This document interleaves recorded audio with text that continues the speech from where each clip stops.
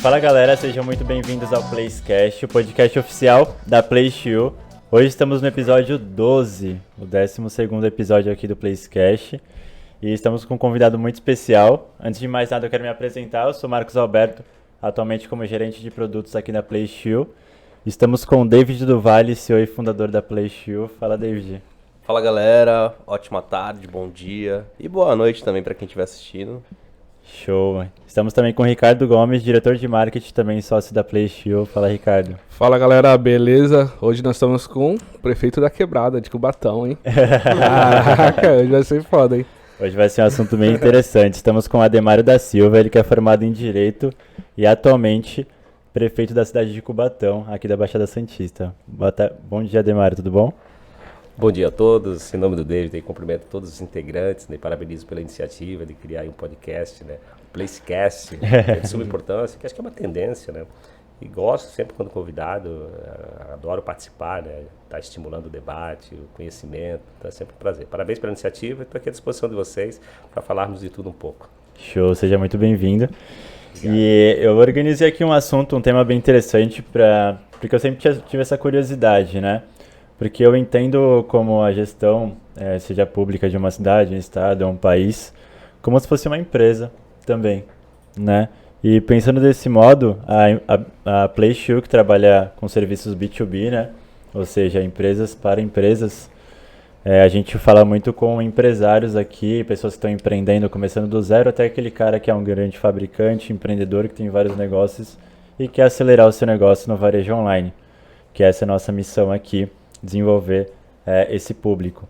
E pensando desse modo, antes de mais nada, eu queria que você contasse um pouco dessa história, aí depois a gente passa por esse tema que eu vou fazer algumas perguntas aqui para saber como é que funciona no setor público, análogo a uma empresa, como é que funciona a gestão disso, né? Mas queria que você contasse um pouco da sua história, como que você chegou até aqui? Você já veio de uma família que te teve a tendência a te levar a esse cenário de gestão, de liderança e de, por exemplo, da prefeitura e tudo mais, ou você nem imaginava que ia chegar nesse local e nesse patamar hoje? Me conta aí. Bom, claro, tentar sintetizar aqui, até por conta para a gente aproveitar bem o tempo aqui no programa. Mas uma coisa interessante, né, que eu até coloco aqui para reflexão, respeitando, claro, os ateus, para quem acredita, obviamente, em Deus e não acredita. Porque existe uma discussão, assim, muito... não é polêmica, porque eu tenho uma visão clara, né? Deus escreve certo em linhas tortas, né? E eu falo, o destino, ele já é pré-estabelecido, né? Você vai ser, de fato, o que já veio, que a vida te taxou, você pode mudá-lo. Claro que são discussões polêmicas, aí todo mundo, não, mas Deus já deixou ali, teu destino está traçado. Eu questiono porque eu falo assim, tá bom, se o destino está traçado, tem o dia de nascer e o dia de morrer. A gente está no avião, o dia de morrer do piloto, você morre por engano, né? Não tem nada a ver com isso, vou ter que morrer por engano, mas é uma discussão muito complexa. Eu digo isso porque na minha história de vida, se você colocar dentro de uma cronologia natural, de que para se tornar prefeito tem que ser filho da classe média, filho ali do médico, do professor, né? Ser empresário da cidade, enfim. Eu quebrei todos esses paradigmas, né? Porque eu não sou natural de Cubatão, eu vim do Nordeste com 10 anos de idade, mas quando eu falo do Nordeste não é da capital nem das grandes metrópoles, eu vim do sertão mesmo, Riachão do Jacuípe, da extrema pobreza, né? Ali da década de 80, né? Enfim. Eu sou de 72 e vim para cá. Muito curioso que não foi uma vinda programada, né? Um irmão com 14 anos desenvolveu câncer. Minha mãe, ela tinha sido empregada doméstica em Feira de Santana, que é a cidade mais próxima ali das cidades do sertão da Bahia, né? A Feira de Santana é uma referência. Você veio da Bahia, então? Sim, Bahia. Minha avó também é baiana. Aí, meu irmão levou um tombo de carroça lá nas atividades, né, da local e acabou, por falta de recursos, de não ter médicos disponíveis, etc. e tal, desenvolveu um câncer pelo retardamento de procurar a medicina. E a minha mãe, obviamente desesperada por um filho com câncer, foi nos antigos patrões, né, que eram médicos, e aí o Dr. Renato disse para ela que para alongar os dias de vida do filho, teria que vir para São Paulo. São Paulo foi sempre a locomotiva do Brasil, a referência, né? Você vê os políticos falam de São Paulo, mas quando eles querem morrer ou se tratar, eles vêm para cá, né? Então, São Paulo acaba, de fato, sendo a referência para o Brasil. E não foi diferente. Minha mãe acabou vindo para cá, tinha uma tia, porque para vocês que são mais jovens, né, hoje nós temos o ECA, que regra ali o Estatuto da Criança e do Adolescente, mas é muito recente, né? Você pegar lá em 80, por exemplo, não existia o ECA, era comum as pessoas saírem de São Paulo, retornarem às suas origens, por ter tido sucesso, etc e tal. E aí as famílias com crianças, com 6, 7 filhos naquela época, era comum. Por exemplo, a minha avó teve 18 filhos, uma coisa impressionante. Eles pegaram e pediam, me desse esse menino para levar para São Paulo, né? E minha tia acabou, naquela época, vindo. E minha mãe, por carta, estabeleceu contato, que precisava vir para cuidar do filho com câncer, acabou vindo. Nós chegamos aqui em 82, eu sou de 72, estava com 10 anos de idade, mas já tinha uma vivência, né, daquele período, né, que você lembra das coisas, né, porque hoje a gente lembra muito mais do passado do que das coisas recentes, né, então tive assim, a minha infância muito viva, né, e ela veio para São Paulo e não voltou mais, acabou perdendo, meu irmão acabou morrendo, o Adeval morreu de câncer, mas aí ela entendeu que aqui em São Paulo seria o local adequado para dar melhores oportunidades para os filhos. Daí iniciou a minha história. Então eu não sou natural, vim com 10 anos de idade, fui patrulheiro, né, que hoje é o jovem aprendiz na Copebras, dos 13 aos 18. Disputei 6 eleições, perdi 3 e ganhei 3, né? Disputei em 2000, perdi, 2004 perdi, 2008 perdi, ganhei em 2012 para o parlamento, né, o parlamentar mais votado da história. Em 2016 virei prefeito e fui reeleito em 2020. Acho que sintetizando é isso. Vocês precisam saber um pouco do passado e da história. Você sempre teve vontade de ser um líder, por exemplo? A gente está estudando muito sobre liderança aqui ultimamente. Inclusive o livro está aqui, ó. Eu peguei até esse livro que a gente está lendo, fazendo um clube do livro, né, entre os líderes aqui da empresa. E tem esse livro do John Maxwell que fala as 21 irrefutáveis leis da liderança. E toda semana a gente está falando, discutindo um pouquinho disso. Mas você sempre... E ele fala, né, que existem pessoas que são naturalmente líderes e outras pessoas que se desenvolvem ao decorrer do tempo. Você sempre quis assumir um grande cargo assim de gestão, ou isso não passava pela sua cabeça e meio que no decorrer do caminho você foi se descobrindo e aconteceu?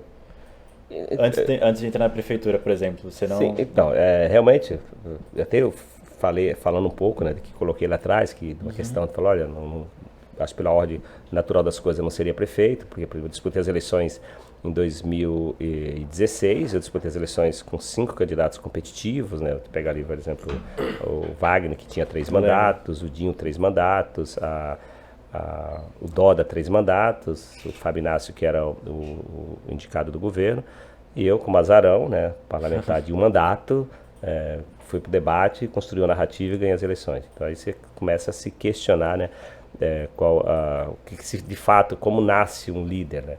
Sim. Eu, obviamente, vou falar aqui respeitando as opiniões adversas, mas vou falar pela minha história de vida, né? Também não vou falar com conhecimento macro de ter lido grandes best-sellers sobre o tema, mas eu tenho uma percepção de que a liderança você nasce e você a desenvolve naturalmente. Não, você pode desenvolver uma liderança, penso eu, de várias formas, né? Você pega, por exemplo, o atleta, era muito comum na década de 70, 80, as pessoas ficarem olhando ali os olheiros, ficarem à beira de campo, vendo quem se destacava ali na várzea para poder pensá-lo e levar para um grande clube, etc e tal.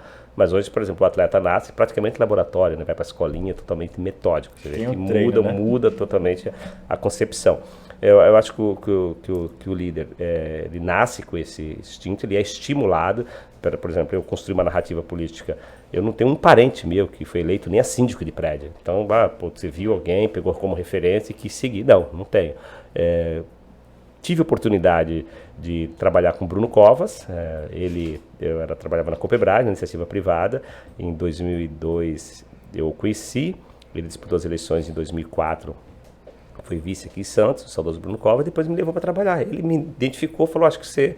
Porque já tinha disputado as eleições em 2.418 votos, e daí ele falou assim, olha, vamos trabalhar? Eu falei, mas eu vou sair da iniciativa privada? Ele, não, vamos fazer um projeto, eu vou virar presidente da República.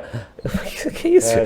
É que nem a fé. Eu falei assim, então vamos. Pegamos uma estrada e ele foi eleito deputado em 2006, eu fui trabalhar com ele na Assembleia, né, já tinha saído da iniciativa privada, e aí foi... Você acha que esse foi o momento de maior aprendizado? Sim, então assim, quando eu falei com o líder, ele tem, né, eu acho que ele nasce, precisa ser estimulado, e vendo a referência dos Covas na política, do Mário e o Bruno, eu falei, acho que aí você começa a se encantar que dá para fazer política sem ódio, que dá para usar esse instrumento para transformar a vida das pessoas, e que pese hoje com todo o descrédito que a política proporcionou, distanciou-se dos cidadãos, mas acho que você pode fazer a diferença. Então, não sei se fui prático, sendo bem objetivo. Acredito que na minha humilde opinião, né, que eu sei que você vai ler aí um best-seller, você vai trazer ali um rol de como se fabricar um líder, mas eu não acredito que o líder seja uma fábrica de punk, né, de você vai lá e coloca um monte de quesitos, estuda aqui, você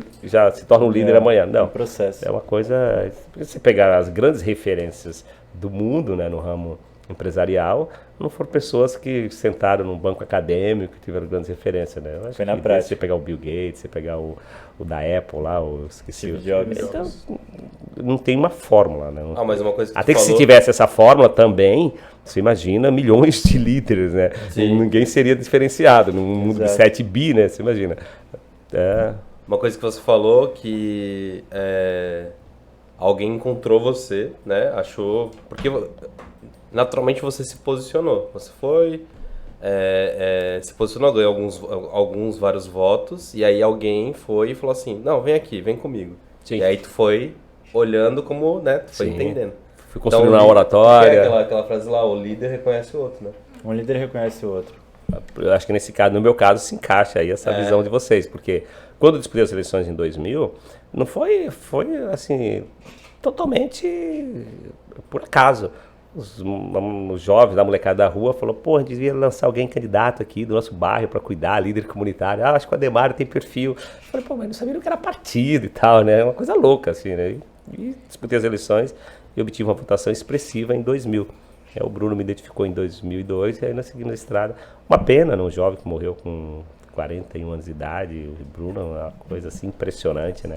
Devo muito, né? Mas muito a ele, né? Ele que me projetou, né, politicamente, e realmente o que ele falou lá em 2000, vou ser presidente da República. Acho que São Paulo é a terceira maior metrópole, a sexta maior metrópole do mundo, né? O terceiro maior PIB do Brasil. São Paulo só pede para o governo federal, para o estado de São Paulo, e depois vem a capital, 12 milhões.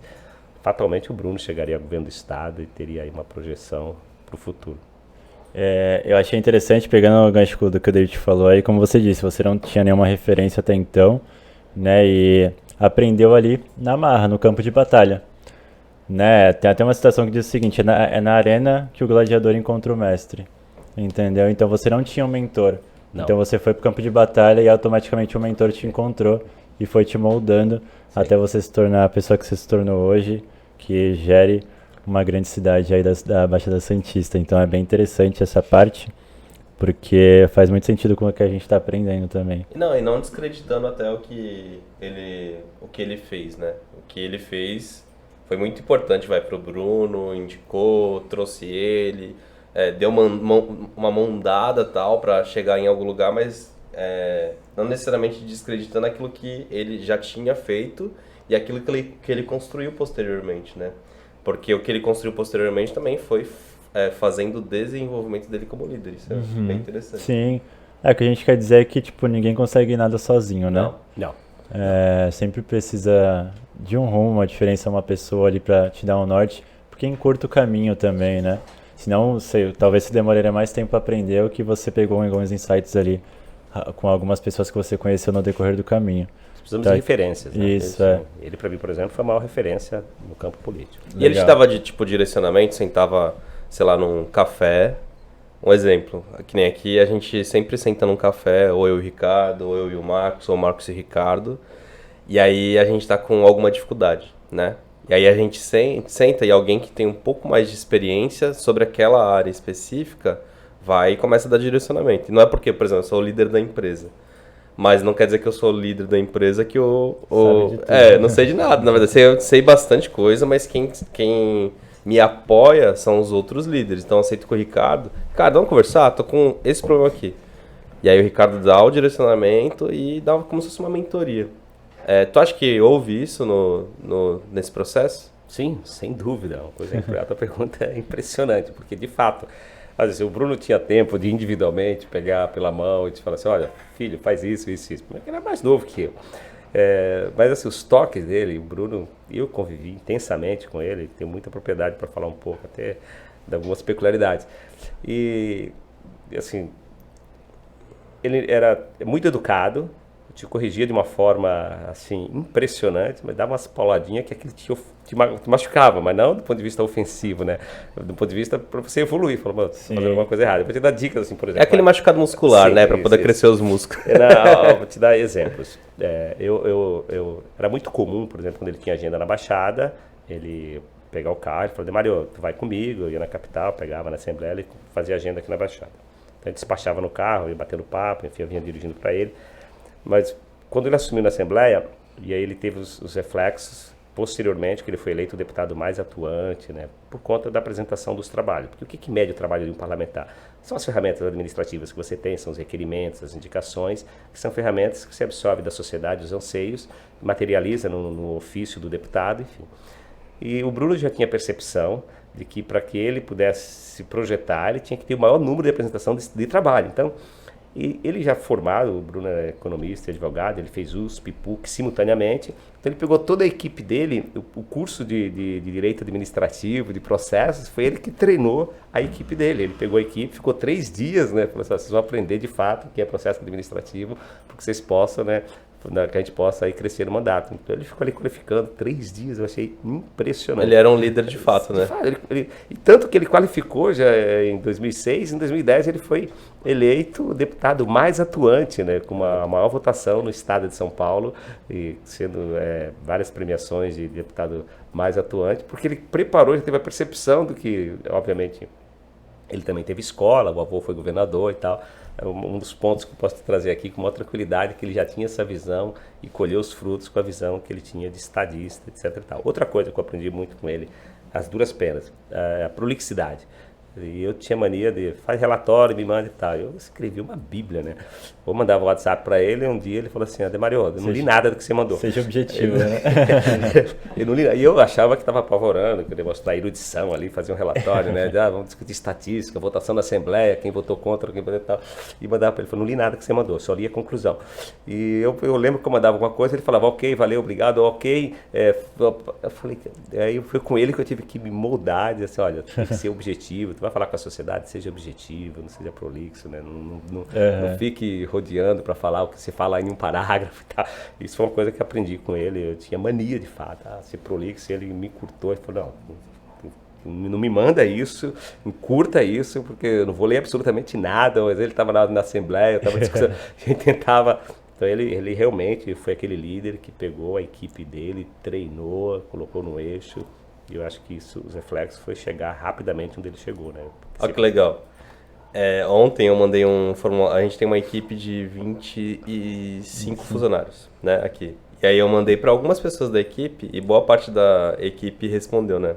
O que você gostaria que eu melhorasse? Eu mandei essa pergunta e eles responderam. Aí fala que eu faço muito rodeio para poder passar informação, porque eu tenho muita dificuldade de conseguir contextualizar aquela informação específica, sabe? E aí eu tento mostrar vários pontos, analogias e tal, para poder chegar naquele resultado. Mas era só falar aquilo, sabe? E para quem não sabe o que é uma pessoa prolixa, é isso. É quem fica fazendo muito rodeios para chegar no resultado. E eu tenho essa dificuldade de... Então, eu tive que ser lapidado às duras penas. Vou dar um exemplo, assim, para ilustrar de fato. Aí, numa dessas vindas aqui, eu subo com ele. E aí teve um assessor dele, eu vou preservar o nome, até por uma questão ética, que era o assessor condutor, né, o motorista.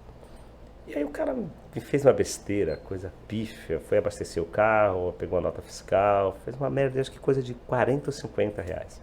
Putz. E aí o pessoal, Demario, o Bruno te escuta, leva ele para São Paulo, aí no carro tu vai despachando, vai fazendo uma intercessão pelo nosso amigo e tal, porque, ele quer mandar o cara embora. E eu fui induzido, falei, eu vou tentar fazer, contei uma história e tal, subindo a serra, o Bruno corrigindo provas, ele era professor ele tinha cadeira constitucional na Exanc, né? Aí ele olhou pra mim e falou assim, tá, que opção você me dá? Só tenho 2. Ou eu sou conivente, me torno igual a ele, ou eu exonero. O que você acha que eu vou fazer? Só falou isso. Direto e reto. E eu levando pro lado passional, não tem paixão, não adianta nada que você falou, só tem duas opções. E aí você vai aprendendo, você fala, como é que você se torna? Você vai pegando um pouco a narrativa, escutando um pouco ali, como é que você aprendeu a ter uma oratória? Pega o debate do Mário Covas, na disputa do governo do estado com o Maluf, vai assistindo, então, obviamente você vai sendo aprimorado, e aí vai surgindo o líder, mas não é uma pergunta fácil de você dizer assim, olha, o líder nasce ou ele é uma coisa que são percepções, né? Existe uma lei nesse livro, acho que é a terceira lei, né? Do processo? A lei do processo. Que, na verdade, não existe uma regra em si, né? Mas existem hábitos e características que um líder tem, né? Naturalmente. E hábitos que, naturalmente, as pessoas têm e que têm essa possibilidade de desenvolvimento. E bate muito com o que tu falou, porque houve um processo para você se tornar um líder, ou qualquer outra pessoa se tornar um líder excelente, eficaz. Lógico que tem pessoas que, sei lá, com 15 anos é um líder nato, o dono da rodinha, o dono do rolê, todo mundo segue e tudo mais. Mas tem pessoas que têm aquele espírito de liderança, mas tem alguns bloqueios. E aí esses bloqueios que normalmente você vai desenvolvendo através de um processo para que quando você estiver preparado, e não só quando você estiver preparado, ao longo desse processo você vai liderando de forma pelas beiradas. Você vai liderando pelas beiradas até conseguir chegar na sua liderança eficaz, porque tem tudo a ver com o que tu falou, que é a lei do processo, entendeu? É tudo muito complexo, é uma discussão de fato que se a gente ficasse aqui 3, 4 horas, dormíssemos 3 dias aqui discutindo, acho que uns 30 dias, não chegaria um denominador.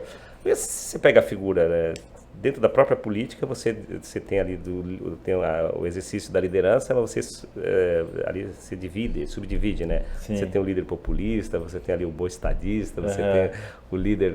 então, você dentro dessa linha, né?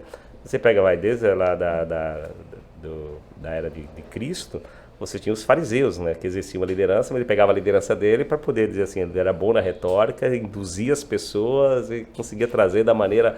Então, assim, é tão complexo discutir isso de verdade, porque assim, você pode ter um líder também, um líder ser totalmente malévolo, ele usar toda a sua... Jim Jones, Exato. faz o cara, um monte de gente se matar por causa de uma narrativa, uma ideia muda o mundo, né? Então você tem, vê como é complexo discutir isso, mas você pegar de fato, né? Napoleão, Bonaparte, né? Como é que o cara com uma ideia chega quase a dominar o mundo, né? Isso demonstra que uma ideia você pode mudar o mundo, né? Exatamente. E a gente parte do princípio que, assim, todo líder ele tem seguidores, né? Senão você não é o líder. Se você não lidera pessoas, você não é o líder. Então, quando a pessoa consegue criar um movimento de pessoas para um determinado um objetivo, ele foi um líder, independente do juízo de valor aqui, do que ele vai fazer com isso ou não. Entendeu? É esse conceito que a gente quer tirar, o aprendizado.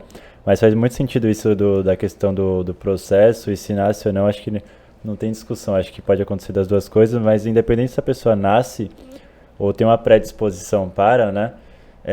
Por exemplo, o Neymar, ele nasceu com o talento de jogar de futebol, mas se ele não treinar todo dia, não adianta que ele não vai jogar bem, entendeu? Então, o talento sem esforço não quer dizer nada, eu também acho, entendeu? Então, por mais que a pessoa nasça com uma predisposição para ser um líder, se ela não estiver no campo de batalha todos os dias se desenvolvendo, de nada adianta. Né? Aí o contrário também acontece, né? O esforço vence o talento quando o talento não se esforça. Né? Olha aí, tá vendo? Eu ia falar essa frase, ela quebrou a minha frase, velho. Pega água pra mim. Você pegar o que você falou, assim, só para consolidar, ilustrar um exemplo, você pega do mundo futebolístico, o Cristiano Ronaldo, né? Ele é totalmente metódico. Esforço né? total. O cara não é, eu acho que 5 vezes, 6 vezes campeão do mundo, né? Se não tivesse essa sua frase aí, não se encaixasse. Treino, tem né? talento, mas não vai treinar e ser metódico. E tem os Manda dois... qualquer um chutar e vai colocar a bola no ângulo, se não tiver, né? E tem o Messi e o Cristiano Ronaldo, né? Um é mais técnico, o outro é mais talento. O Messi é talento, mas mesmo assim ele treina todo dia. Sim, mas ele tem um talento mais aflorado do que o Cristiano Ronaldo, acho. Exato. Parece que é meio que natural, sabe? Sim, dá pra perceber no É. jogo. Que eu percebo que aí o Brasil acabou perdendo muito no mundo futebolístico, que era a maior referência do mundo, né? Porque o brasileiro com aquele hábito de achar que eu sou bom, né? Mas aí você falou, eu ser bom, nascer com esse talento, porque o Brasil, o terceiro mundo, vários, você aprende muita coisa, né? Em relação ao laboratório, né? Você aprende a improvisar, né? O brasileiro, né? Vem da várzea ali, ele aprendeu. E você pega um metódico criado no laboratório, que nem o Cristiano Ronaldo, o filho dele na mesma linha, né? E aí você falou, né? Da boa vontade não vence a técnica, né? Da boa vontade, sorte todo mundo tem, né? O que vai se estabelecer é a competência, né? E o brasileiro percebeu que, né, não adianta ir foi a Alemanha que foi 7-1. Nós somos bons, tá bom. Nem sempre, vocês acham que a boa vontade vai vencer a técnica sempre, né? E aí teve que acordar que é isso, né? Não dá pra ter só boa vontade, achar que é bom e encher o...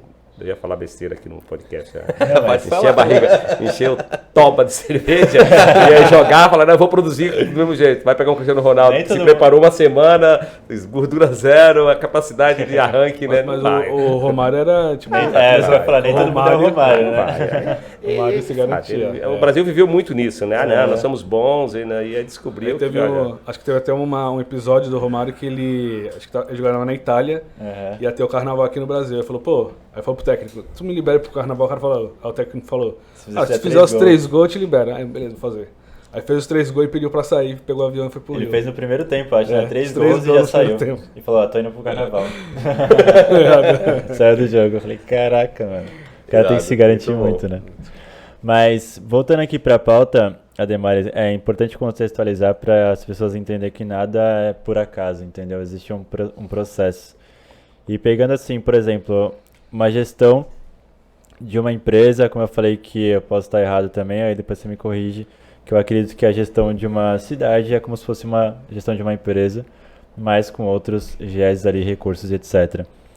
Funciona dessa forma? Você vê isso como uma organização que você precisa, que é uma empresa mesmo, que você precisa delegar ali, gerir os recursos e tudo mais?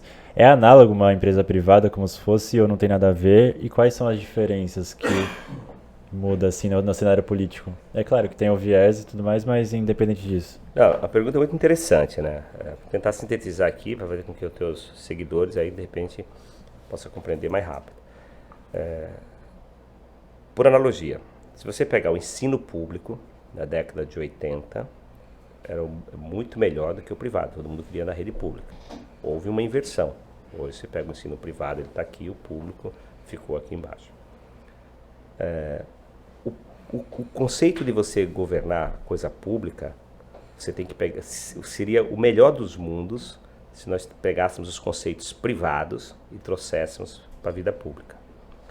É uma tendência futurista, mas muito, muito distante de se aplicar com um grau de realidade. Você acredita que é o que eles fazem nos Estados Unidos? Tem Sim. mais esse conceito privado? Sim. Estados Unidos tem esse conceito privado que se tornou a potência, não foi por sorte, né? Foi por competência. Mas assim, nós ainda estamos muito distantes para que a vida pública chegue nesse patamar de perfeição que tem iniciativa privada. Até porque, se você pegar, você tem uma legislação que rege o privado, que é totalmente diferente da legislação que rege o público. Exemplo bem claro, na iniciativa privada, no privado, nós podemos fazer tudo, desde que a lei diga que não pode. Nós podemos tudo. Se a lei diz que não pode, a gente para aqui, não é isso? No público é totalmente diferente, inverte o contrário. Nós só podemos fazer o que a lei diz que nós temos que fazer. Nós não temos a liberdade que o privado tem. O privado pode fazer tudo. O privado pode acordar de manhã e falar assim, olha, eu vou pegar, eu vou construir uma ponte, que eu vou fazer essa conexão aqui, que liga a minha fazenda a outra fazenda para melhorar a trafegabilidade da minha soja. Pode. Se o público acordar amanhã e falar assim, olha, eu vou ter que construir uma ponte aqui, porque as pessoas que moram daquele lado estão isoladas, estão vindo de barcaça, eu preciso construir essa ponte. Você não pode. Uma burocracia. Aí você vai, imagina, você vai ter uma outra velocidade. O Estado evoluiu muito, né? Obviamente a discussão aqui não é partidária, mas apenas para ilustrar. Sim. Você pega o governo Fernando Henrique, ele implantou muito essa concepção americana de que o Estado não pode ser paternalista, o Estado não tem condições de dar tudo, o Estado não pode ser empresário. Se você pega, por exemplo, na década de 80, 90, o Estado ele tinha empresa que fabricava de telefonia, a Telebrás era do Estado, a Cosipa, que hoje é Usiminas, era do Estado, o Trafert era do Estado, o Estado era detentor empresário. Claro, você tem um poder central em Brasília, você imagina uma empresa aqui em Cubatão, se o Estado teria condições de poder administrá-la e atingir um grau de perfeição. Tanto que a grande maioria das empresas públicas fechavam no vermelho, seus balancetes eram horríveis. Então o Estado não dá para ser empresário. Imagina vocês, dono de uma rede de McDonald's, você vai falar assim, eu vou competir com o Estado. E o Estado tem a prerrogativa de dizer assim, olha, se o David cresceu muito, eu acordei de mau humor, como o Hugo Chávez fez na Venezuela, a refinaria do Brasil, agora eu vou fazer o seguinte, vou soltar um decreto e vou dizer que toda a refinaria é nossa e que o Brasil se vire para lá.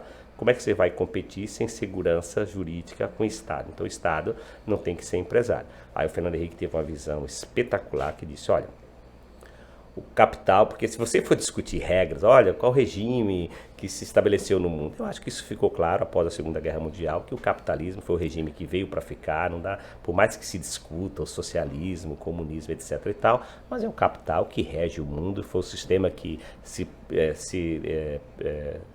se tornou vencedor, sobreviveu no tempo. Então, se você pega ali, claro, aí você entra nessas discussões que a gente vê hoje aqui no Brasil, né? Tem 30 partidos, é impossível você ter 30 ideologias, né? Então, vou nem colocar essa discussão aqui para ser objetivo na tua pergunta. Então, esse processo que você me disse, Ademário, o privado é igual ao público? Não. O público hoje está tentando pegar os conceitos do privado, inserir dentro da vida pública para buscar esse grau de aperfeiçoamento. Quando eu disse que lá em 2000 que o Fernando Henrique teve essa visão. Por exemplo, aqui você tem um celular. Quem competia com a Telebrás? Era só o orelhão, né, que nós tínhamos.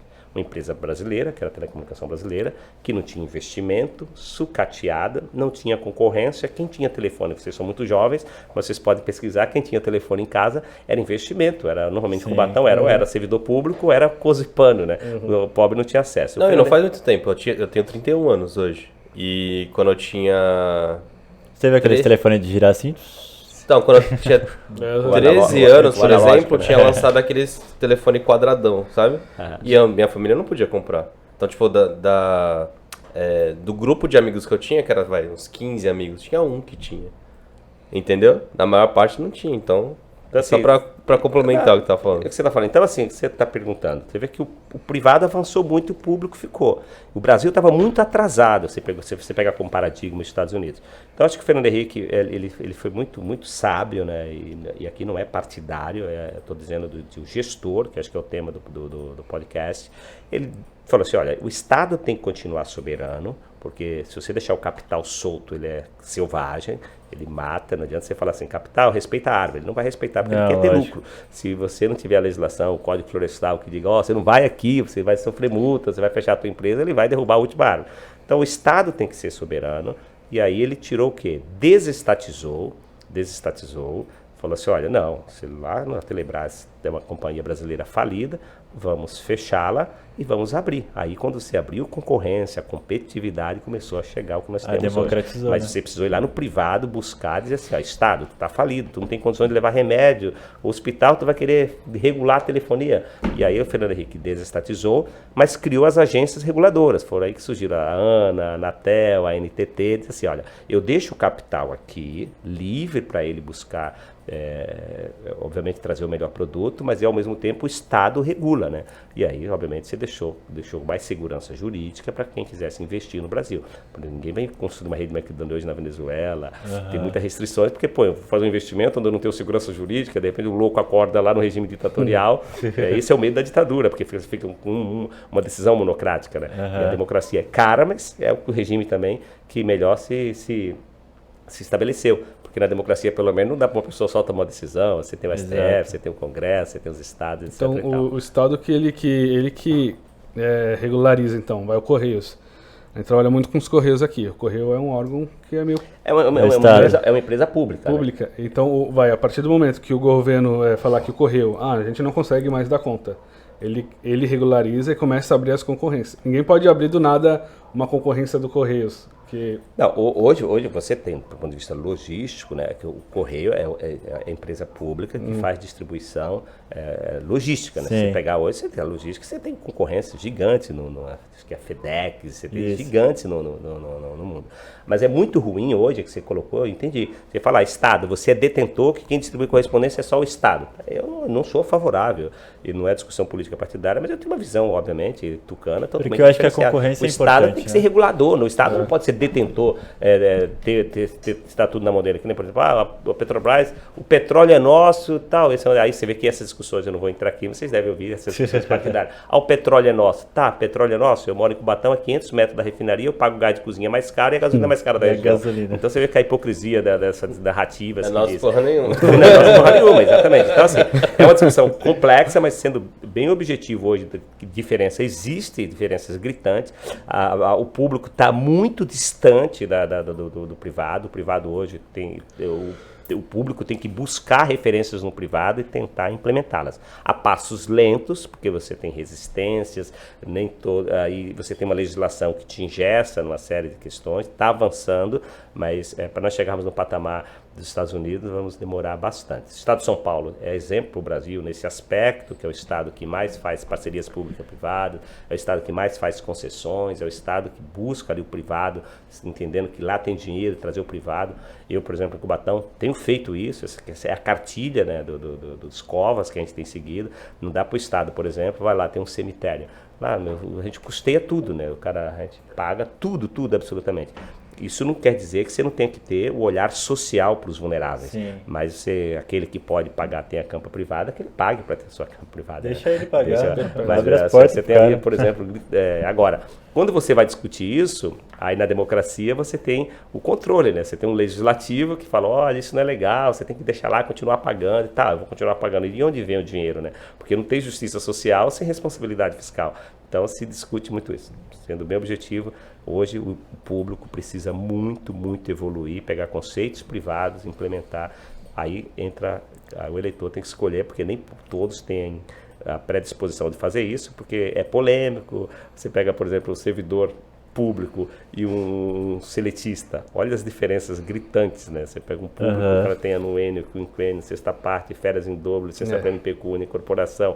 A vida inteira o cara teve isso. Você fala, olha, mas a minha folha, eu tenho que pegar o dinheiro público e dar retorno para quem paga imposto em serviços. Eu não posso pegar tudo que arrecado e distribuir em RH. Mas os que estão a vida inteira lá, aí você tem que encarar protestos e acima da coisa. E eu fiz isso. Me reelegi ali porque Deus quis, mas eu fechei empresa pública, cortei férias em dobro, licença prêmio pecúnia, fiz a lição de casa. Mas hoje Cubatão, por exemplo, puxei a folha de 56 para 32. Sem tirar direito de ninguém, mas era gorduras assim de todo. O cara de Cubatão, você tem salário de 40, 50, 78 mil. Sim. Aí olha a diferença do público, onde é que o privado chega um salário de 78 mil? Nunca. Mas você imagina, o cara que está ali recebendo isso, alguém vai lá e corta, você vira um satanás na vida do cara. Né? Então, é uma discussão assim, mais gostosa de se fazer, mas é que realmente ela é mais complexa. Né? É bem complexa. Como o Marcos falou do referente aos setores, assim, igual a gente tem o setor de marketing, RH, financeiro. Dentro de uma cidade, os setores são a saúde, a segurança, a educação. Poderia ser tipo setores de uma empresa pública, né? E tem pessoas responsáveis por esses setores, né? E como que funciona assim, a relação com essas pessoas? Como que você consegue ter controle desses negócios? Como que é a visão? Entendi, perfeitamente. A diferença do público é mais uma. Por exemplo, o chefe do executivo, ele não governa sem o parlamento. Isso é muito ruim, né? Não que não tenha democracia, o parlamento, etc. e tal. Mas eu acho que o chefe do executivo deveria ter, obviamente, mais ferramentas para poder você agir.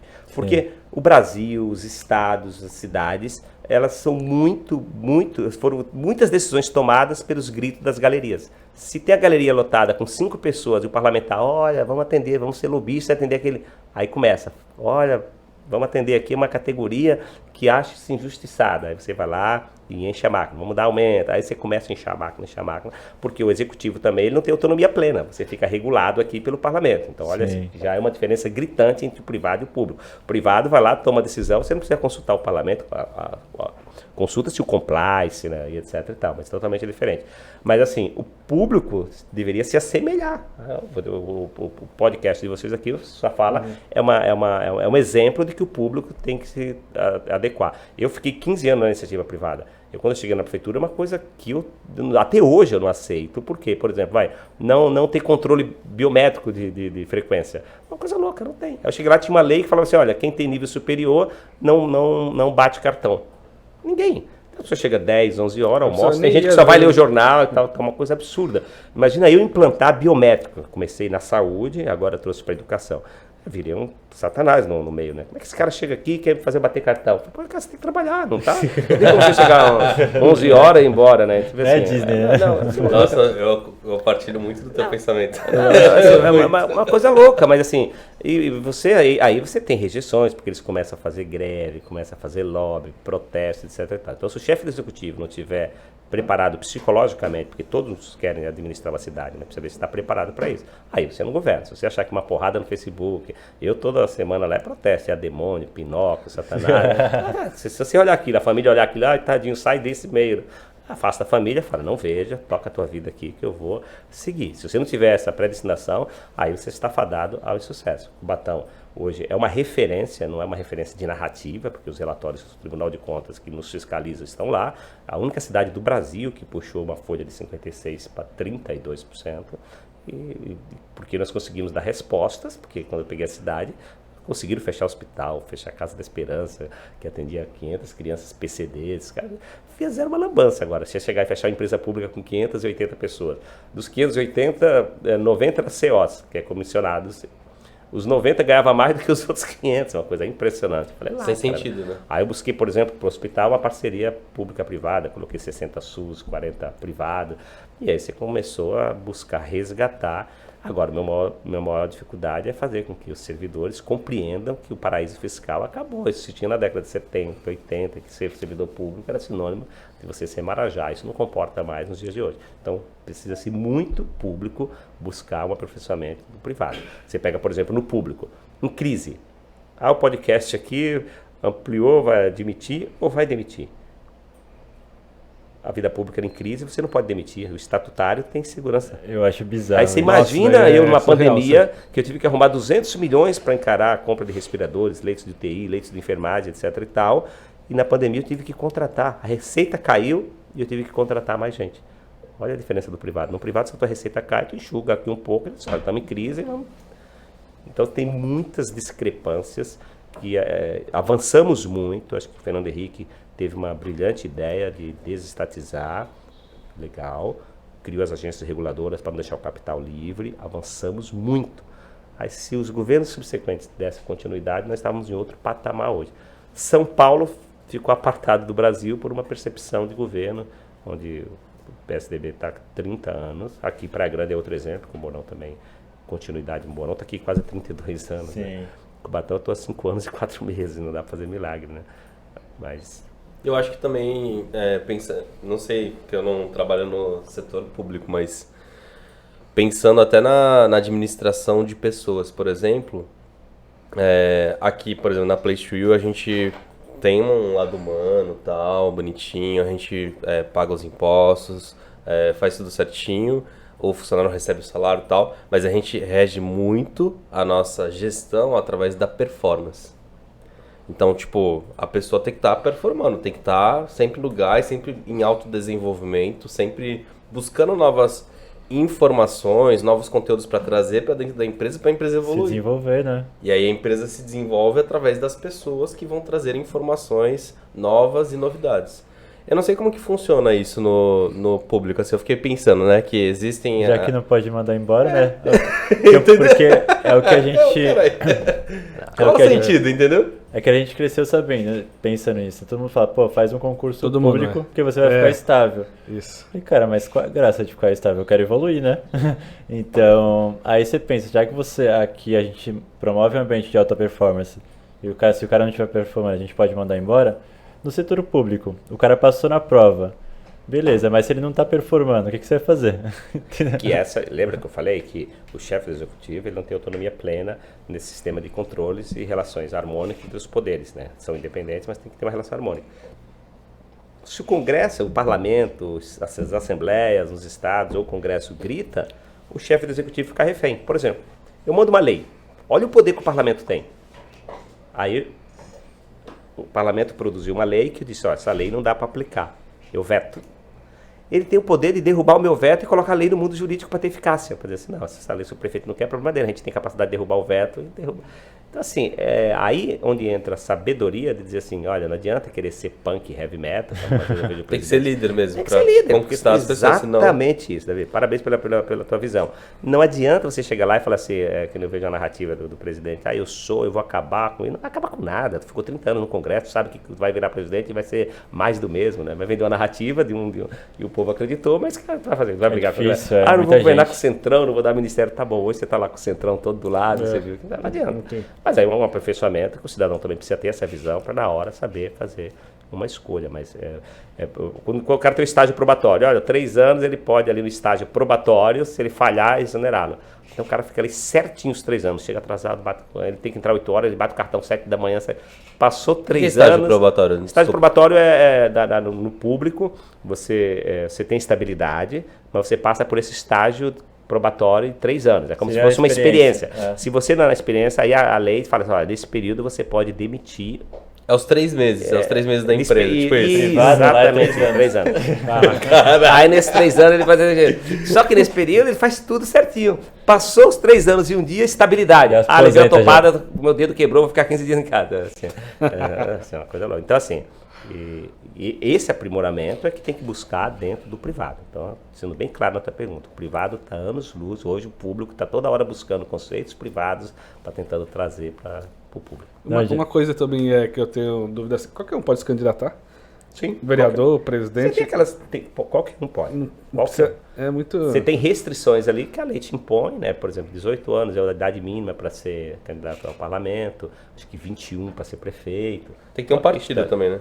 Aí você obviamente, você tendo os quesitos legais ali, acho que não pode ser presidente da República menos de 35, tem toda ali uma regrinha. Você atendendo essa regrinha, você busca um partido que ideologicamente ele te contemple com suas convicções e visão de mundo, você busca a filiação, né, partidária. Mas nada assim de específico, né? Porque não exige, por exemplo, você vai ser candidato, você precisa ter nível superior. Não, a lei, por exemplo, uma coisa da lei fala que você saber assinar o teu nome, alguma coisa assim, não tem. Como tu vai montar uma lei ou vai fazer a gestão de alguma coisa, tu não tem conhecimento nenhum. Eu acho algo muito... Mas ninguém vai te seguir se não tem conhecimento nenhum. Sim, mas eleito, você tem que ter seguidores. Tá, mas ter seguidores, eu sou o cara do bar, que eu conheço uma par de cara. Eu vou ser reeleito porque eu conheço uma galera. É verdade. Mas eu não sei nada, mano. O que ele tá falando é verdade. Como que eu vou pôr uma lei, como que eu vou... Entendeu? Essa discussão também é outra discussão. Se nós ficarmos 3 dias e 3 noites aqui, nós chegaríamos num denominador. Porque se você perguntar... A gente vê aquela pergunta de infância ali, quem nasceu primeiro, foi o ovo ou foi a galinha? Por que você concorda? Aí para dar uma pimentada aqui na nossa discussão. Para chegar no parlamento, o teu grau de erudição vai falar que você é um cara correto, que você é um cara instruído e tu vai fazer o melhor pelo Brasil? Às vezes o analfabeto no parlamento, tendo caráter, ele contribui muito mais do que o cara com 3 faculdades.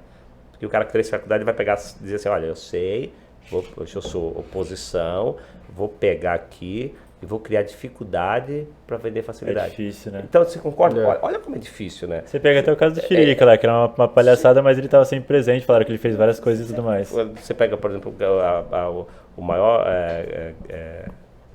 que uma cara mais teve assiduidade e pontualidade no parlamento foi o Tiririca.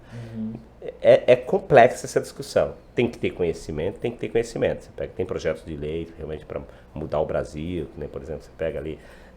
eu acho, não estou, obviamente, aqui fazendo discussões partidárias, mas foi muito importante o Fernando Henrique criar a lei de responsabilidade fiscal.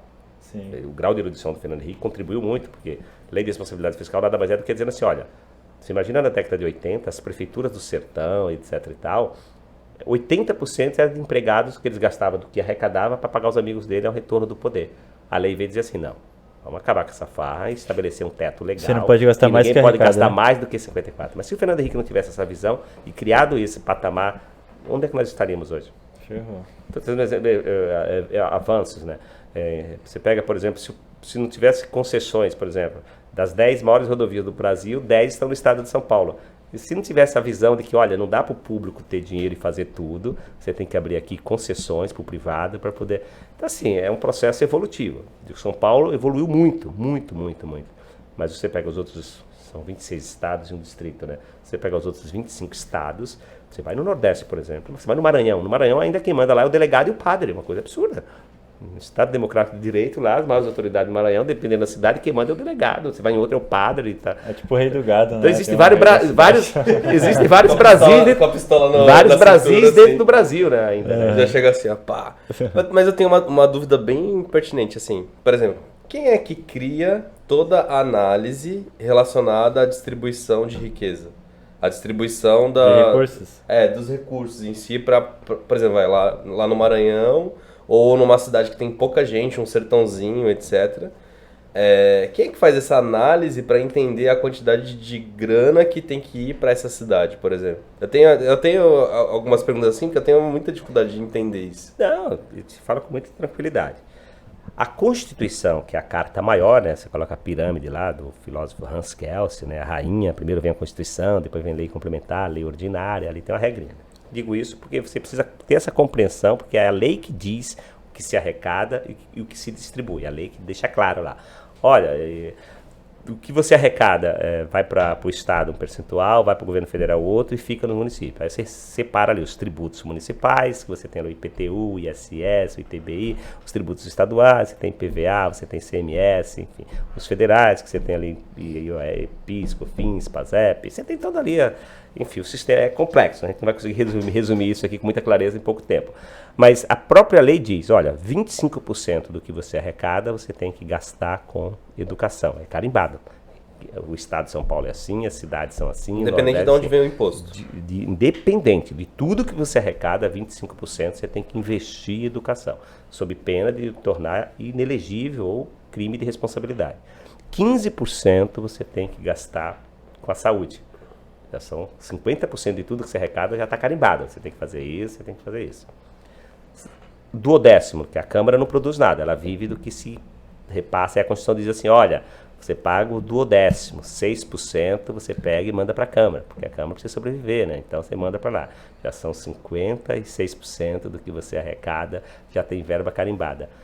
E eu te pergunto, RH, se você não puxar a folha, como é que vai sobrar dinheiro para investir? Digamos, olha como a conta não fecha. Digamos que se eu mandasse 25% para a saúde, 15% para a educação, 6%, isso aí já são 56%. E se a minha folha tivesse em 56%, como é que eu ia fechar os 100%? Não ia fechar. Você fecha no vermelho, você está deficitário. Então, quem determina onde você gasta, aí você vem lá, precatório, que é aquelas dívidas que você perde na justiça, vai para um banco lá, você paga gradativamente. Então, assim, a distribuição onde você tem que gastar. A discricionariedade, que é aquela que fala assim, olha, o prefeito vai gastar no que lhe convém, porque vai atender aquela comunidade mais carente. Hoje você não chega a 1,5%.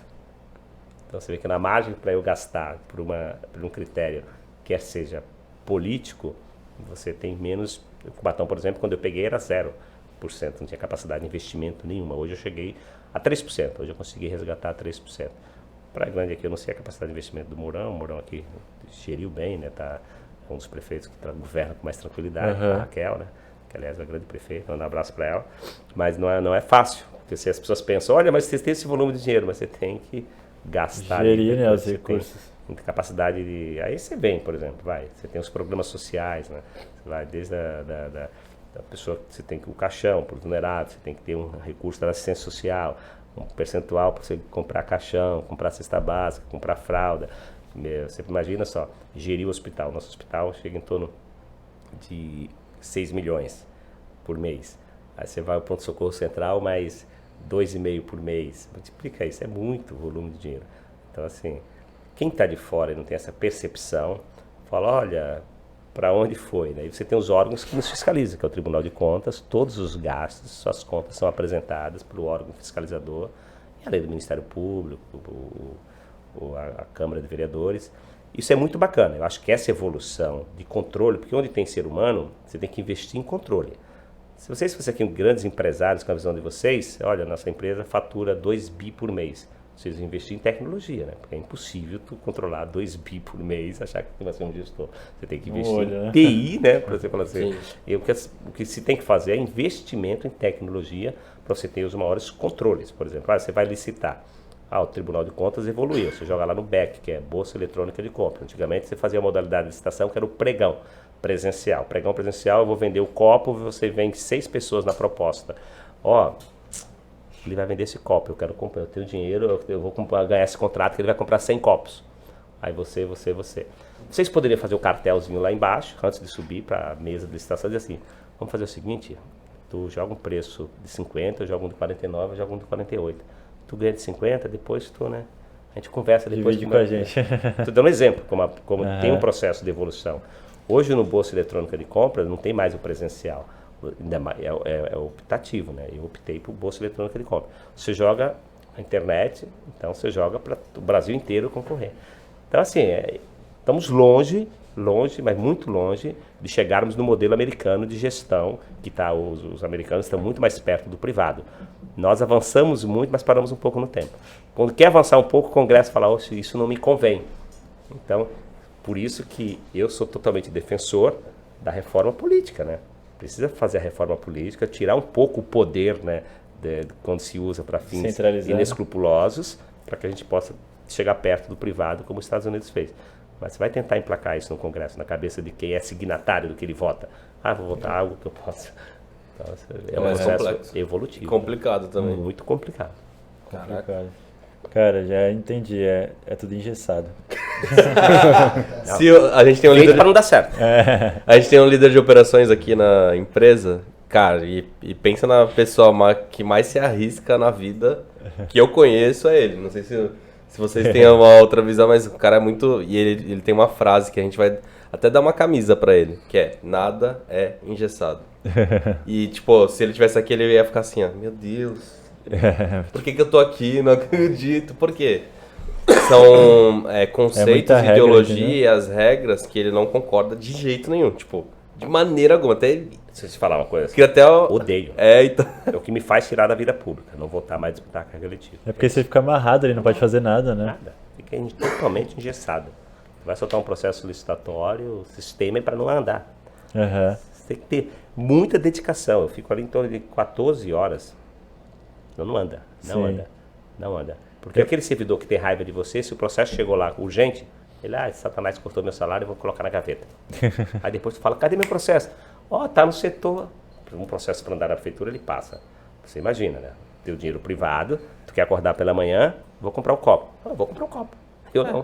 Para eu comprar o copo, eu tenho que abrir um processo, dizendo assim, eu preciso do copo. Aí esse processo... Por quê?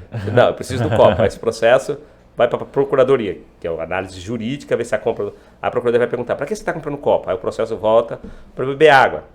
Aí eu justifiquei, eu devolvo para a procuradoria, para beber água. Será que ele precisa beber água? Você não tinha 10 copos? Aí volta, mas quebraram 5. Volta de novo para a procuradoria. Tá bom, levando em consideração que você precisa comprar o copo. Isso já levou 10 dias. 20 dias. Você ia comprar o copo, mas assim, você tinha 10, mas você falou que quebrou. Precisa dar foto dos copos quebrados para comprar o copo. Aí você vai ter volta de novo para a procuradoria. A procuradoria, tá bom, levando em consideração que quebrou, está bem instruído o processo, tem foto, está fundamentado e tal. Ok. De onde vem o dinheiro para comprar o copo? De onde vem o dinheiro para comprar o copo? Planejamento. Mas estava no orçamento do gabinete essa verba? Não, o gabinete não deixou verba reservada para aquele ano para comprar nada.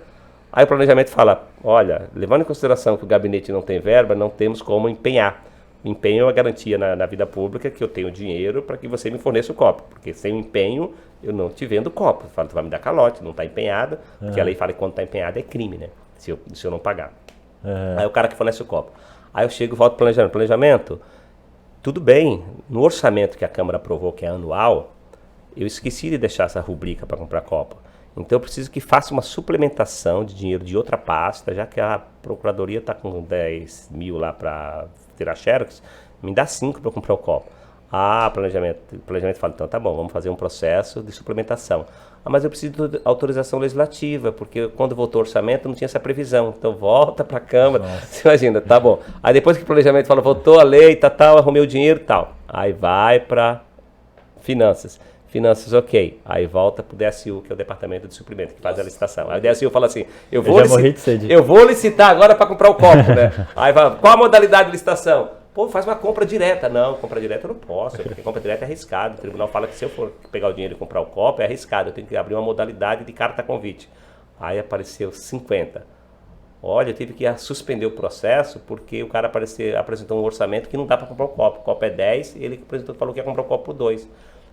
Mas quais as especificações do copo? Vamos voltar para obras, para a obra dizer que tipo de copo, para a gente poder não ser fraudado na licitação. Foda-se o copo. Pega o bebedouro assim, ó, já liga o bebedouro direto na boca e já era. Não, é assim, é isso que precisa ser vencido, essa desburocratização, fazer com que o parlamento evolua também, tire menos poderes, tirar um pouco o poder daqui do parlamento, que aí é a reforma política, que a gente cobra muito dos nossos governantes. Reforma. Mas tu acha que, aí me gerou uma dúvida, tu acha que é feito dessa forma, por exemplo, o governo federal está aqui e os municípios estão aqui, então existe uma distância entre a confiança do que acontece de um lugar para o outro. Tu acha que o que acontece hoje é para fiscalização, lógico que pelo que eu entendi é por isso, mas para a gente, o povo em si e o próprio governo federal ter esse controle e o dinheiro, a grana, os recursos que foram destinados para cada coisa serem realmente investidos nesses setores ou não? Ou mais por burocracia? Como tu vê isso? Bom, até tipo, a gente tá vendo um ponto positivo de tirar, mas vamos pensar num ponto negativo, assim. Ou por que eles falam, o que é feito assim, entendeu?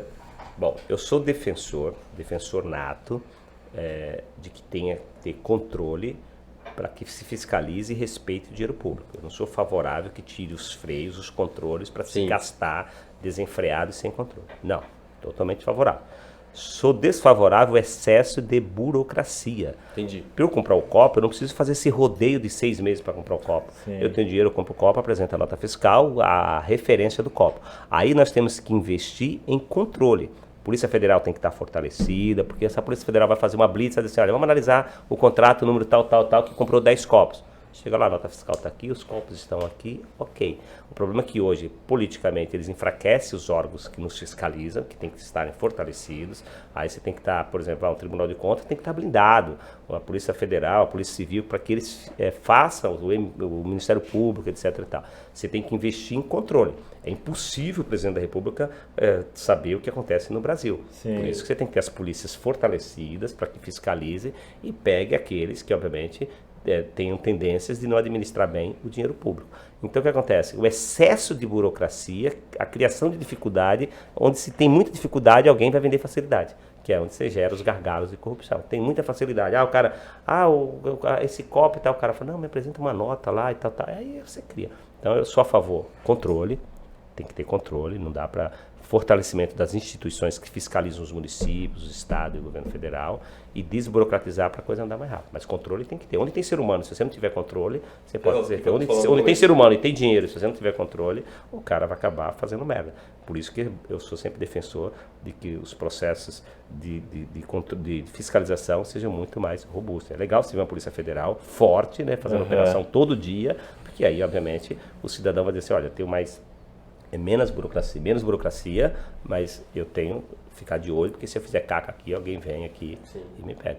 Mas eu acho que o que o David quis dizer também, faz sentido o que você falou, mas acho que é mais por conta esse modelo top-down, tu não acha que deixa mais engessado? Porque, por que eu disse isso? Você acabou de falar que, e eu concordo, não tem como o presidente olhar para todos os estados do país, não tem como ele dar conta de tudo, é humanamente impossível.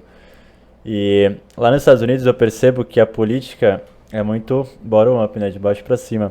Os estados são independentes, né? O governo federal só gera o recurso e o estado faz o que ele quiser, que ele achar melhor aí pro estado dele. Você não acha que é um modelo que funciona melhor do que esse modelo de pirâmide que a gente tem aqui? Então, essa é uma discussão. Funciona ou não funciona? Por exemplo, na prática funciona lá, né? Exatamente. Eu tenho uma opinião, respeitando todas as opiniões contrárias. Eu acho que esse modelo o presidencialismo, que é o modelo de governo do Brasil, ele é falido. Falido. Acho que nós precisávamos buscar uma alternativa, né? É impossível governar, como você colocou, nesse modelo presidencialismo. Eu gosto muito do parlamentarismo. Porque no parlamentarismo, se pegar vários países europeus adotaram, você tem o primeiro-ministro, você pega a Inglaterra, por exemplo, você tem o primeiro-ministro e você tem o parlamento.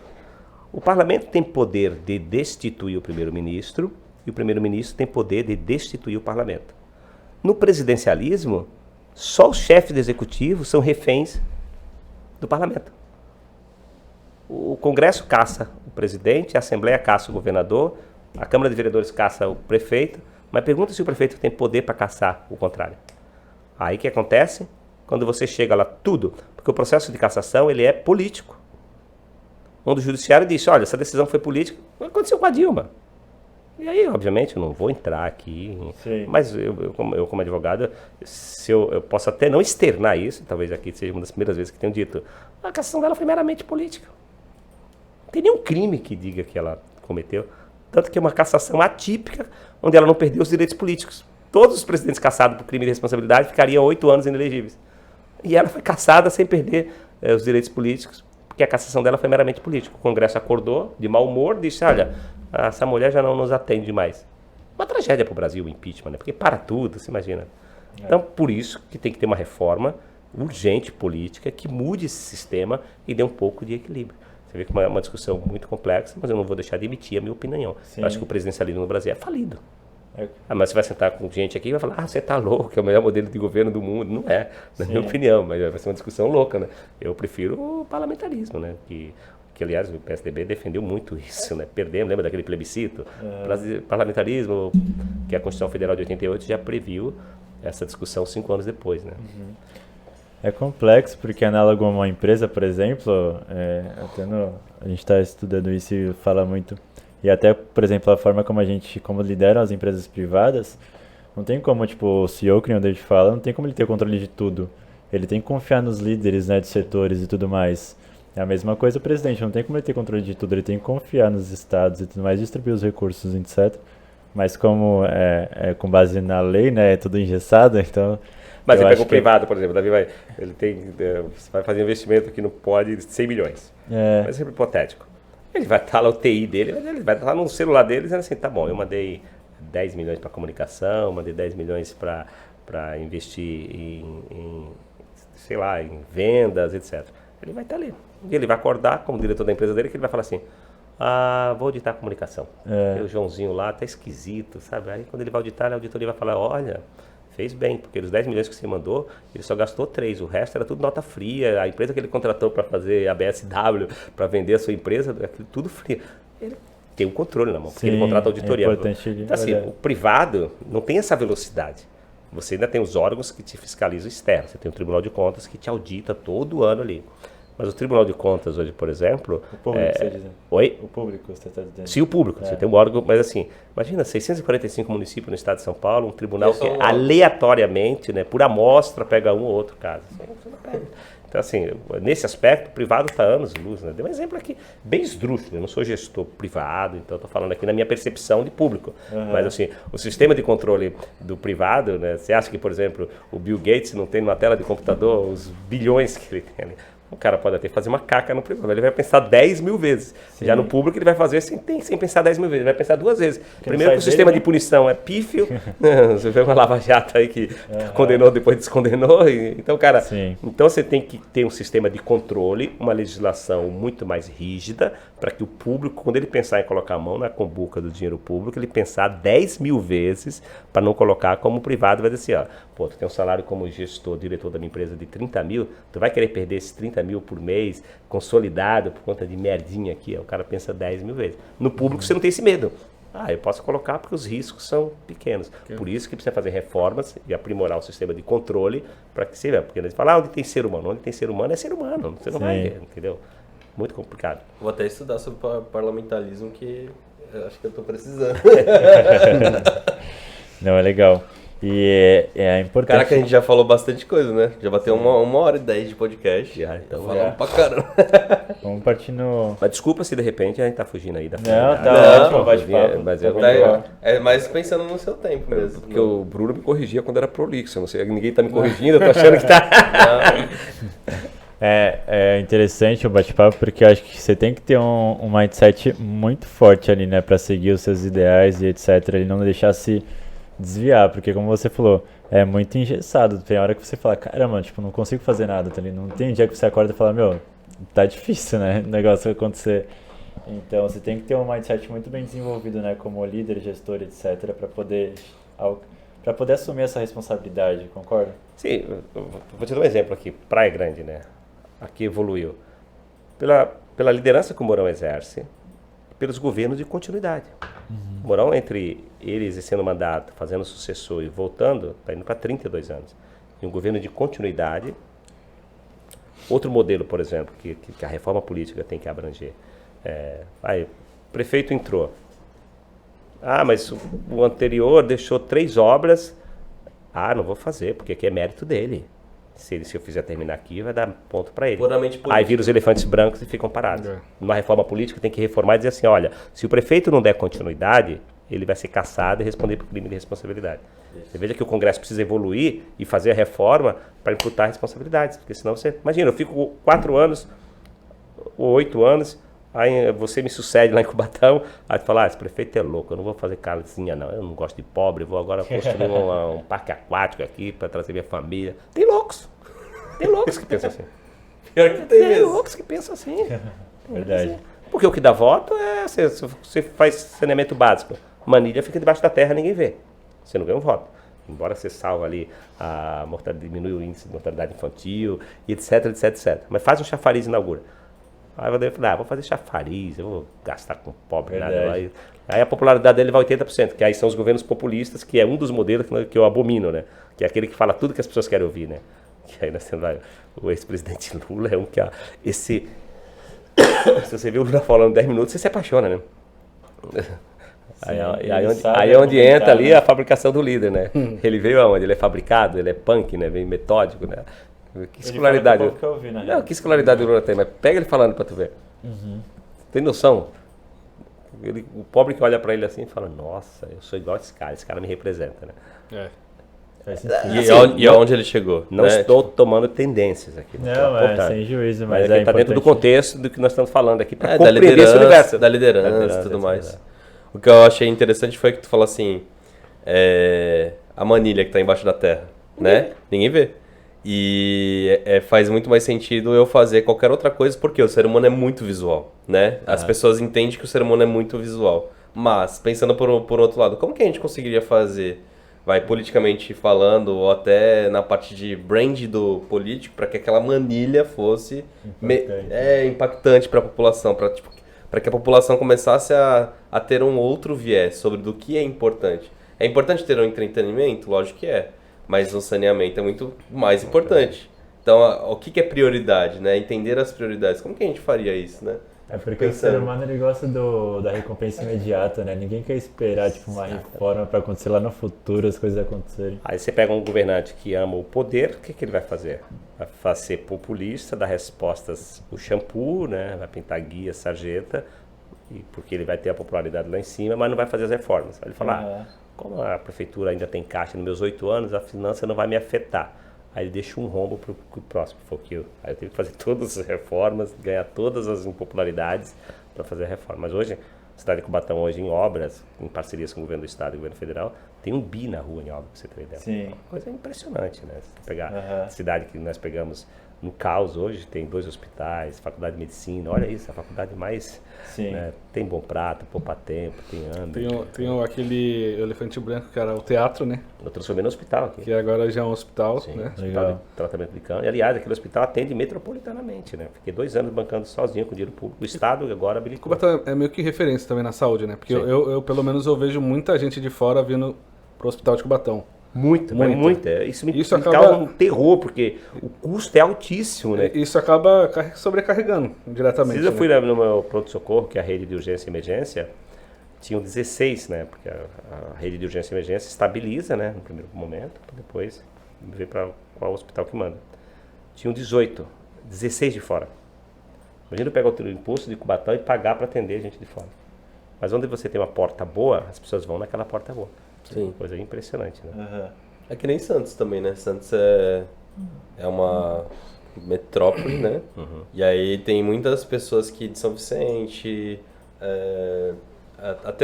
provavelmente tem algumas pessoas que de Cubatão vai pra lá, tem pessoas de Praia Grande que vai pra lá. Eu falo porque eu já precisei. E por exemplo, no SUS, cara, é muito...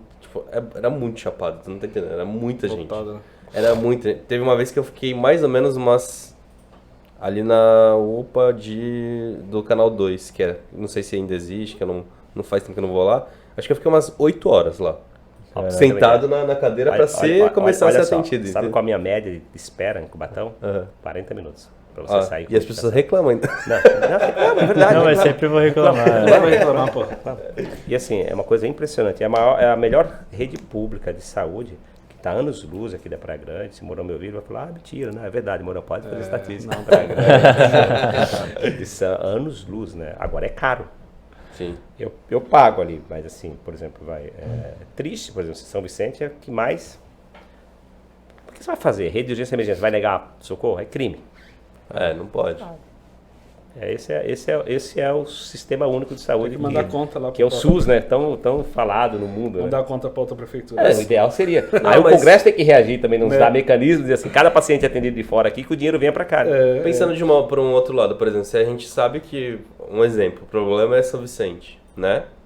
Se o problema é São Vicente, será que não teria que, de repente, fazer até não sei, um acordo, uma rede, um grupo das cidades em si, aonde vai Cubatão, Santos, não sei se Guarujá entraria, Praia Grande, para tentar fazer algum movimento para poder fazer com que a cidade tivesse mais referência, entendeu o que eu tô querendo dizer? Igual ele falou, tu falou do... Entendi, perfeitamente. Você tem a AGEM, que é a Agência Metropolitana, que em tese seria aquele aglomerado de municípios que o Estado fatiou, porque hoje...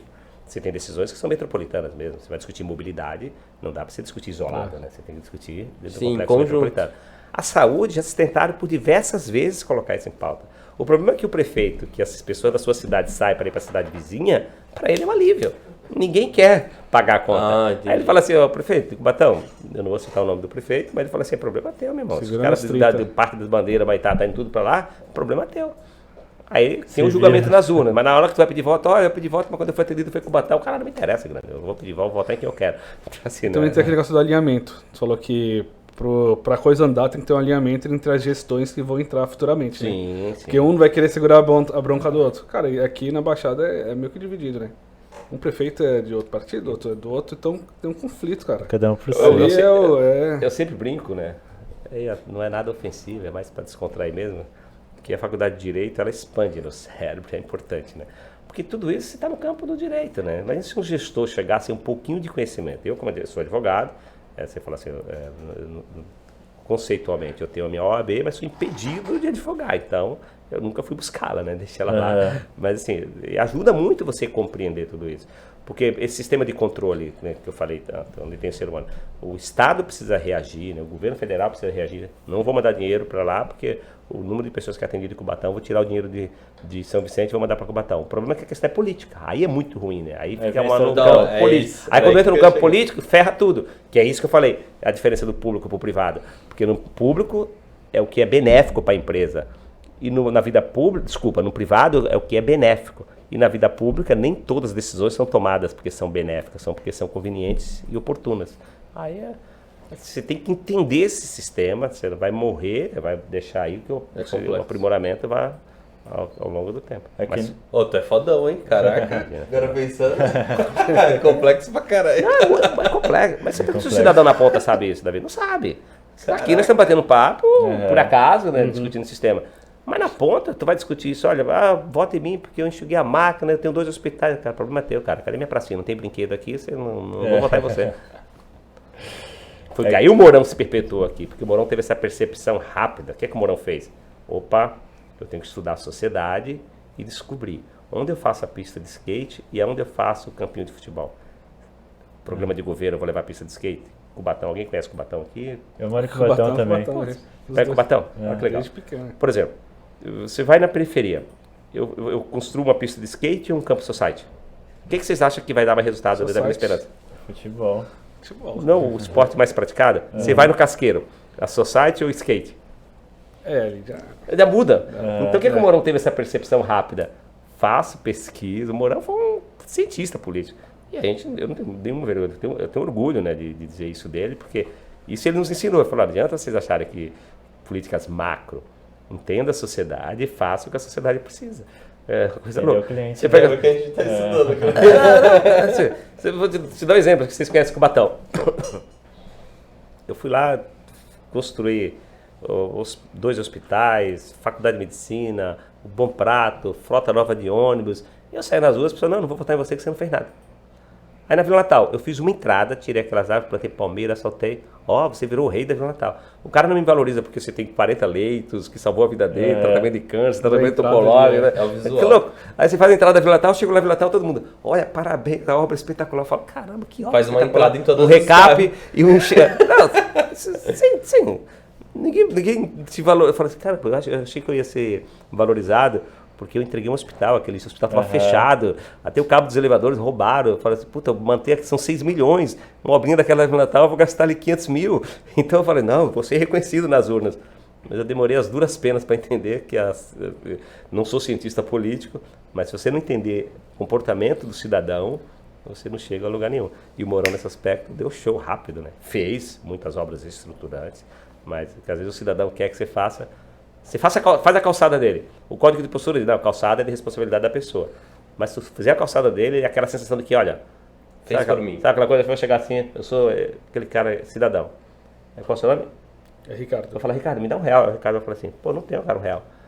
Mas, o que é isso aqui no teu bolso? Ele vai falar assim, é colírio. Então pinga 2 gotinhas aqui no meu olho, né? Você quer arrancar alguma coisa do cara, né? O cidadão, ele quer que faça alguma coisa que melhore a vida dele. Não no coletivo, o hospital eu nunca usei, não é problema meu, não vou votar no cara. No Bom Prato, ali ninguém come lá, eu vou comer lá. Mas se você não tiver os nichos, é que nem você está falando a tendência dos podcasts, que vai quebrar as redes abertas. O cidadão, se não tiver essa percepção, não vai. Se atualizar, né? A galera não é muito no coletivo. E esse negócio de política é muito complexo, que é tipo time de futebol. Cara, o cara torce pra tu dar errado só pra ele ter o viés dele que só fala que eu ele tá falei certo. Que... Tá ligado? A galera torce pra... Isso é que nem relacionamento, eu brinco muito. Até nos meus discursos eu incorporo essa fala minha. É que nem relacionamento. Aquele cara que é apaixonado e a mulher foi embora, ele torce pra que ela quebre a cara e volte. Ela vai quebrar a cara, vai dar pra muitos aí, mas ele não vai achar um beijo melhor que o meu. É letra musical, né? Na política, o cara que perdeu a eleição, ele vai torcer sempre pro outro se der mal porque ele quer voltar. Se assemelha muito, né? Uma analogia bem escrota, mas se assemelha, né? Porque assim, quem perdeu, ele não vai torcer pela cidade. Ou o cara que chega no parlamento e quer se projetar para prefeito, ele vai falar assim, não, vai perder, vai estar errado, tu pode fazer 100% certo. Na cabeça dele vai estar sempre errado, porque como é que ele vai ter um crescimento político? Na hora que as pessoas falarem, olha, o Joãozinho está denunciando tudo, está falando tudo está errado, etc. E tal. E mesmo certo, ele denunciando, o leigo vai lá e... Não é fácil. Vamos partir então para a parte final aqui, foi bem interessante o bate-papo. Quase 2 horas aí de bate-papo, né? A gente achou que ia ser rápido, mas teve bastante assunto, bastante insight. E para trazer clareza, né, para o empreendedor, que entender como é que funciona a gestão de uma cidade e o que ele pode trazer de insight também para a empresa dele e tudo mais. A gente entendeu que é um pouco engessado, né? Um pouco diferente. É igual aquele meme, né? Tem um meme que fala, setor público é tipo um navio gigante, né? E a startup é um jet ski. É muito mais rápido. Muito isso mesmo. É muito mais fácil de se locomover, de manobrar e etc.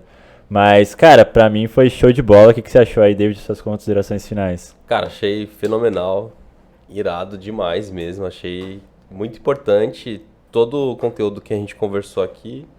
E eu tirei várias dúvidas, né? Tinha várias dúvidas sobre a parte pública, não entendia. Inclusive me surgiu até o interesse, como eu disse no podcast, de eu buscar sobre como que fala mesmo? Parlamentarismo. Isso, viu como eu não sei, eu tenho dificuldade até de falar a palavra. Mas eu acho que é questão da gente até fazer uma parte 2, né? De repente legal, chamar interessante. Né, ele novamente, porque... Fala para o público comentar quem quer a parte 2. Já manda aí, já coloca nos comentários, porque... Realmente é muito assunto e é bem complexo e tem muita informação e eu acho que faz muito sentido as outras pessoas absorver. Mas o conteúdo que a gente fez hoje foi fenomenal, foi irado, muito bom mesmo. Obrigado pela sua participação.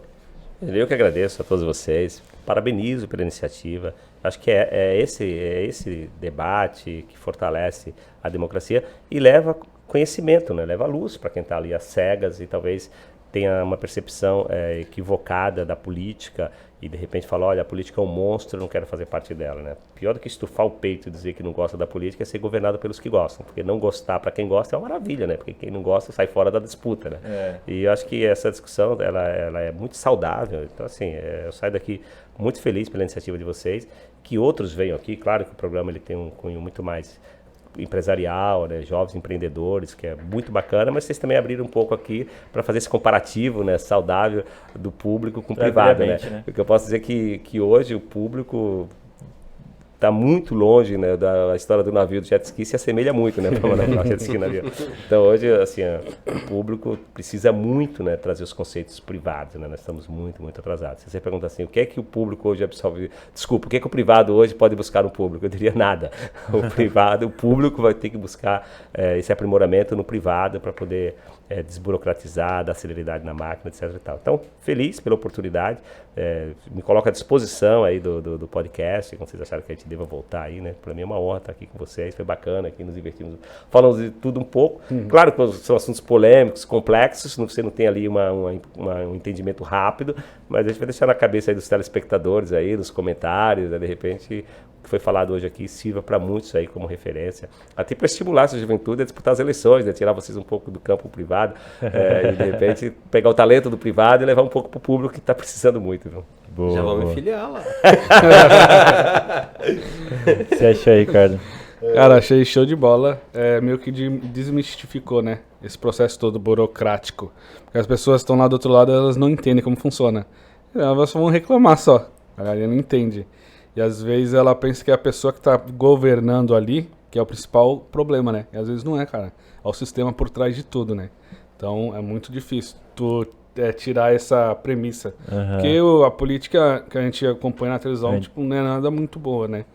Então a gente acaba levando pro lado negativo, mas não realmente, né? Isso. E não adianta a gente não gostar da política e ser governado por quem gosta, né? Exatamente. A gente vai sofrer muito, né? Então a gente tem que estar por dentro também, entendendo, cobrando, que é o nosso papel também, mas a gente entendendo também que não é tão fácil como parece, né? Acho que a informação é muito importante, porque a televisão mascara muito, né? Tipo, caraca, é muito enviesado, entendeu? Então quando você traz a informação real direto da fonte, eu acho que traz mais ferramentas para o eleitor também tomar sua decisão por livre e espontânea vontade, não por livre e espontânea ideologia que cada mídia televisiva coloca, entendeu? É como se fosse um ambiente nebuloso, né? Tipo, a política é um ambiente nebuloso. E aí, na verdade, nesse podcast a gente trouxe total clareza sobre como realmente funciona. Show de bola. E não sei se você trabalha com rede social, mas Demar, se alguém quiser te achar no Instagram, por exemplo, alguma coisa, que contato você deixa aí pra galera? Sim, é a Demário Oficial, né, no Instagram. Legal. Provavelmente a comunicação já deve ter publicado alguma coisa aqui no meu story, no programa. Se vocês publicarem alguma coisa, vocês me marcam que eu replico no meu também, no Show meu de bola. Facebook. A gente vai deixando aqui na descrição. Não sou muito estimulador, né? Olha, minha rede é uma rede com 15 mil seguidores, mas é orgânico. Os 15 mil que estão lá é porque de repente achou alguma coisa interessante. O pessoal enche o saco pra fazer vídeo, tem que fazer vídeo, hein? Putz, toda hora, do Guilherme da comunidade, nossa. E assim, hoje você tem que estar com o celular na mão, fazer vídeo pra tudo. E assim, eu nunca tive dificuldade, né? Tinha um pouco tímido e tal, mas hoje já virei craque em história, em todo lugar aqui. Olá, meus amigos, estou aqui e tal. Sempre tem um desgraçado que vai lá te xingar e tal, mas você vai, releva o xingamento e toca, né? Sempre tem, é normal. Cara, e acho que foi isso. Muito obrigado por ter vindo, Ademar, mais uma vez aí pra gente encerrar. As portas estão abertas aí para que futuramente a gente discutir um pouco melhor também. E saibam que vocês têm um peso, uma responsabilidade enorme, porque essa é uma tendência, né? Vocês não têm noção como esse podcast contribui para levar informação, contribui para levar conhecimento, e acho que é super bacana. Parabéns pela iniciativa e espero voltar aqui mais vezes. Obrigado, show de bola. Será um prazer, cara. E para você que não acompanha da PlayShoe nas redes sociais, nosso Instagram é playshoe.marketplace. Só procurar lá que a gente está postando bastante conteúdo interessante para você, pequeno, médio ou grande empreendedor. Também tem nosso canal no YouTube, que é onde vai ser transmitido esse podcast ao vivo. Quer dizer, gravado, né? Mas em vídeo. E também no Spotify. Siga a gente lá para você sempre receber uma notificação, sempre quando sair um episódio novo, que tá bem interessante toda semana. Aí a gente deixa um conteúdo disponível para você. E esse foi mais um Placecast. Muito obrigado a todos aí. Até a próxima. Deixa eu falar o meu Instagram também. Valeu. A gente vai deixar no bloco de informação aqui. Eu só vou sintetizar, que eu acho que foi uma das coisas que eu acabei não falando, mas sei que depois vocês vão recortar. Para quem quer empreender, etc. Foi como foi dito aqui do shopping. O cara falou, narrou que ia construir um shopping em Cubatão. Quando ele fez estudo de viabilidade, ele viu que o shopping não tinha condições de ter retorno para o investimento. E ele anunciou antes de fazer o estudo de viabilidade, foi uma frustração para o cidadão cubatense que teve a expectativa de ter um shopping. Acho que esse exemplo em Cubatão serve para vocês que estão aqui nesse nicho, para quem quer empreender, né? Não vai pegar o conceito da década de 80, peguei meu fundo de garantia, abri uma portinha e achei que vai me dar bem. Não, você tem o Sebrae que ajuda muito, estudo de viabilidade, quer ser empreendedor, busque mercado, mas busque o conhecimento, busque os órgãos, as consultorias, e acho que o Sebrae pode ajudar muito nisso. Acho que fica esse recado aqui também para os jovens empreendedores que acompanham aqui o podcast de vocês.